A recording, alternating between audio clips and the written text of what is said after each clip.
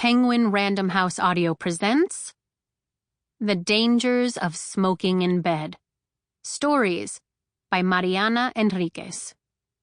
Translated by Megan McDowell. Read for you by Rebecca Soler. For Paul. And for Chatwin, our kitten. Stay here while I get a curse, to give him a goat head. Make him watch me take his place. Night has brought him something worse. Will Oldham, A Sucker's Evening. Angelita Unearthed. My grandma didn't like the rain. And before the first drops fell, when the sky grew dark, she would go out to the backyard with bottles and bury them halfway, with the whole neck underground. She believed those bottles would keep the rain away. I followed her around asking, "Grandma, why don't you like the rain? Why don't you like it?" No reply.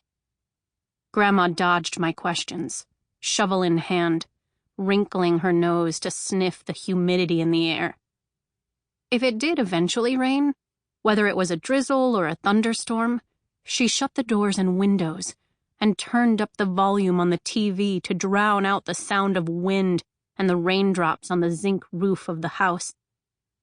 And if the downpour coincided with her favorite show, Combat, there wasn't a soul who could get a word out of her, because she was hopelessly in love with Vic Morrow. I just loved the rain, because it softened the dry earth and let me indulge in my obsession with digging. And boy, did I dig. I used the same shovel as Grandma, a very small one, like a child's beach toy, only made of metal and wood instead of plastic. The plot at the far end of the yard held little pieces of green glass with edges so worn they no longer cut you, and smooth stones that seemed like round pebbles or small beach rocks. What were those things doing out behind my house? Someone must have buried them there.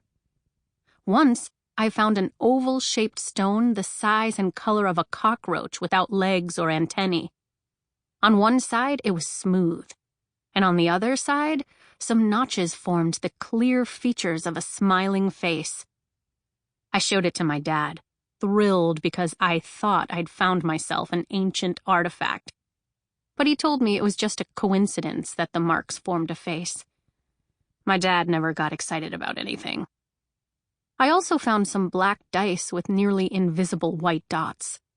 I found shards of apple green and turquoise frosted glass, and Grandma remembered they'd once been part of an old door. I also used to play with worms, cutting them up into tiny pieces. It wasn't that I enjoyed watching the mutilated bodies writhe around before going on their way. I thought that if I really cut up the worm, sliced it like an onion, ring by ring, it wouldn't be able to regenerate. I never did like creepy crawlies.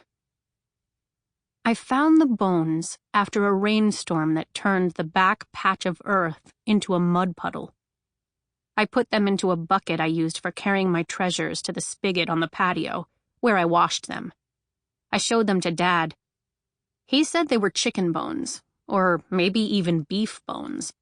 Or else they were from some dead pet someone must have buried a long time ago. Dogs or cats.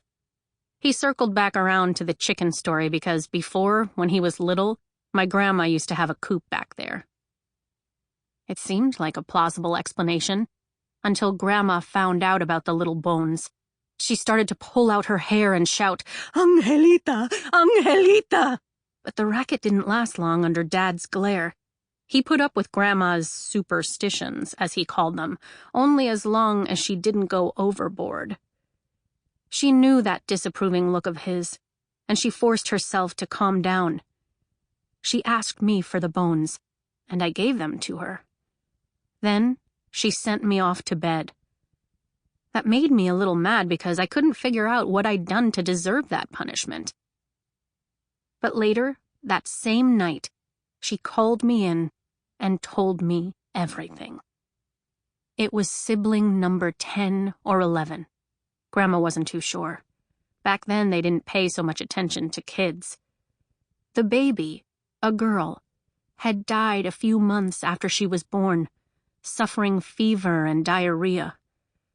Since she was an angelita, an innocent baby, a little angel, dead before she could sin, they'd wrapped her in a pink cloth and propped her up on a cushion atop a flower-bedecked table. They made little cardboard wings for her so she could fly more quickly up to heaven. But they didn't fill her mouth with red flower petals because her mother, my great-grandmother, couldn't stand it. She thought it looked like blood. The dancing and singing lasted all night, and they even had to kick out a drunk uncle and revive my great-grandmother, who fainted from the heat and the crying. There was an indigenous mourner who sang Trisagian hymns, and all she charged was a few empanadas. "Grandma, did all this happen here?" "No, it was in Salavina, in Santiago. Goodness, was it hot there." "But these aren't the baby's bones if she died there." "Yes, they are. I brought them with us when we moved. I didn't want to just leave her, because she cried every night, poor thing. And if she cried when we were close by, just imagine how she'd cry if she was all alone, abandoned. So I brought her. She was nothing but little bones by then, and I put her in a bag and buried her out back. Not even your grandpa knew, or your great-grandma, no one. It's just that I was the only one who heard her cry. Well, your great-grandpa heard too, but he played dumb." "And does the baby cry here?" "Only when it rains." Later, I asked my dad if the story of the little angel baby was true. And he said my grandma was very old and could talk some nonsense. He didn't seem all that convinced, though. Or maybe the conversation made him uncomfortable. Then, Grandma died. The house was sold. I went to live alone with no husband or children. My dad moved to an apartment in Balvanera. And I forgot all about the angel baby. Until she appeared in my apartment 10 years later, crying beside my bed one stormy night. The angel baby doesn't look like a ghost. She doesn't float, and she isn't pale, and she doesn't wear a white dress. She's half rotted away, and she doesn't talk. The first time she appeared, I thought it was a nightmare and I tried to wake up. When I couldn't do it and I started to realize she was real, I screamed and cried and pulled the sheets over my head, my eyes squeezed tight and my hands over my ears so I couldn't hear her. At that point, I didn't know she was mute.